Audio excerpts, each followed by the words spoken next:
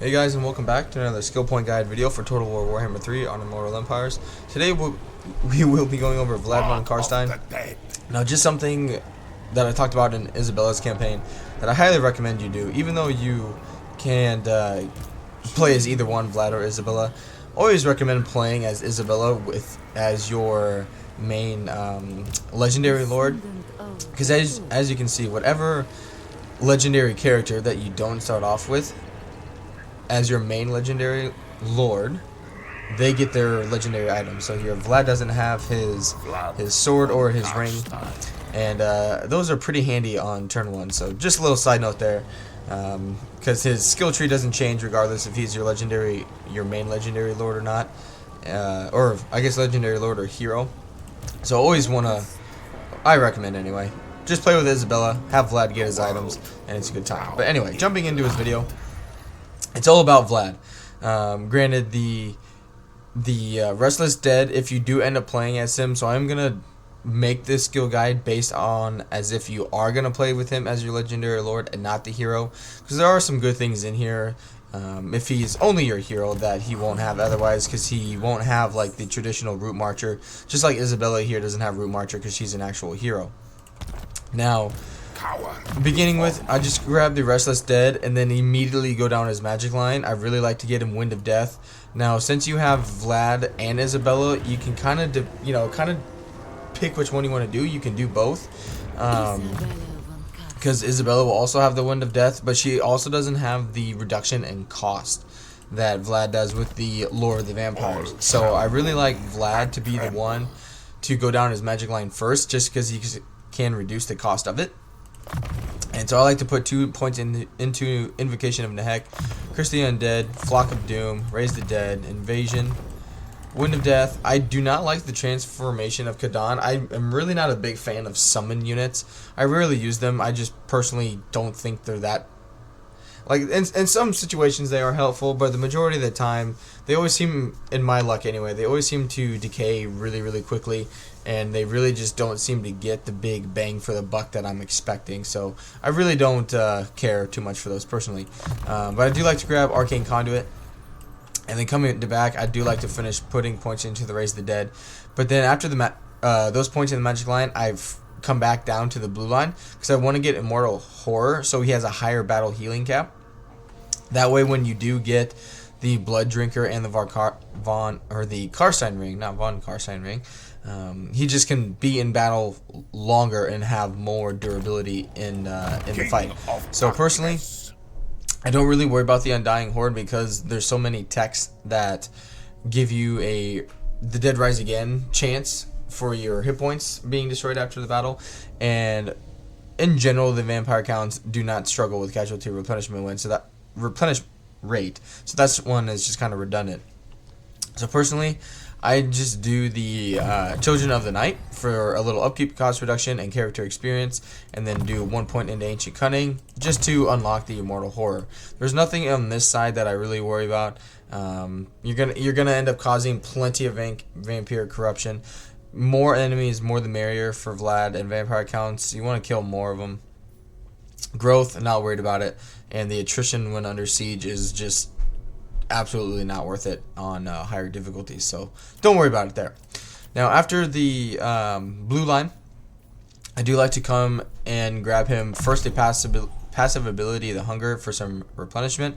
Again, until you get his sword, it's just a little bit of a buff, a little bit of a bonus rather. And then I do like to come down his special skill line and then go down his melee line. So I don't get everything in his special skill line. It's not that big of a deal in terms of a special skill line. It's kind of meh, but I do like to grab the Mesmerizing Aura just to improve his hex area. It's really, really beneficial there.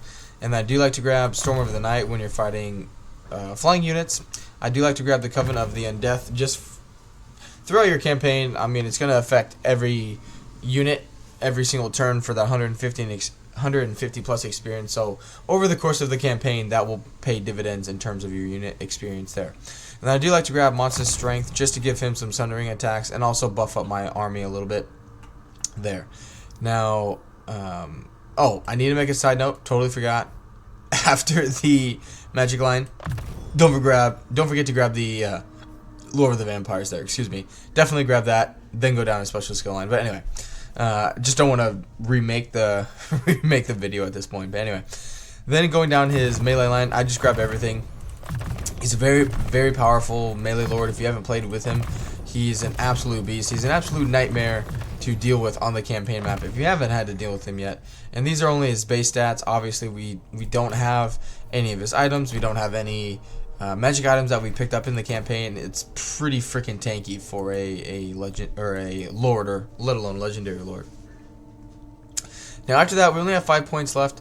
Can kind of do what you want with them. There's not really much else to get, in my opinion.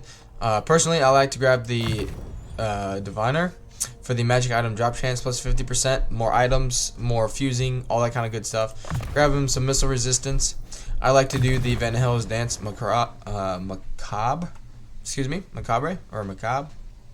just for another spell. He makes it super cheap anyway. And the last point I usually just put into Ancient Cunning just to give myself a little more ambush chance. There's nothing really for that last point that's a major deal. I mean, you can't really go down the red line. There's nothing really to finish out in the blue line. The Mortal Levies, I really don't care about that. The problem is increasing your capacity for the hand gunners and crossbowmen takes a long time. And the diplomatic relations with the Empire is just absolutely like useless in a Vampire Counts campaign. All of the Empire are going to hate you. They're all gonna jump on you and dogpile on you. They're just gonna be at war with you constantly until you get rid of them.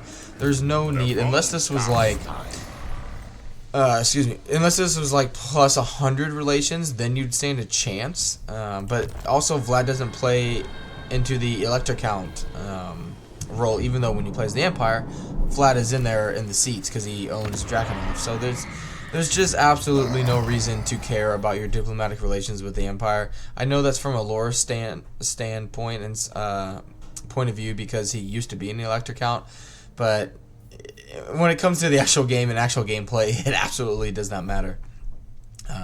But that is the skill guide for Vlad that I personally enjoy anyway. Definitely let me know down in the comments what you guys think, how you go about them. I know there's several ways, especially now that you have Isabella or Vlad, depending on who you play as a legendary hero, where you can have one focus on melee, the other one do the magical damage. I've done that in my own campaigns with Isabella, where I focused on her as the spellcaster, Vlad as the tank.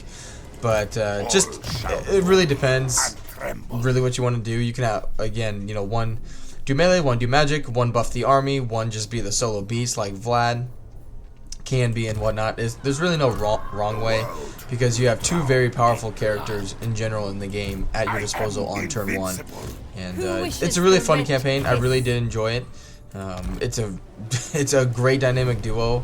I really was kind of off-put at it at the idea at first when they announced it a while back, but I've really come around and I've really actually enjoyed the kind of duel and combination of the two there.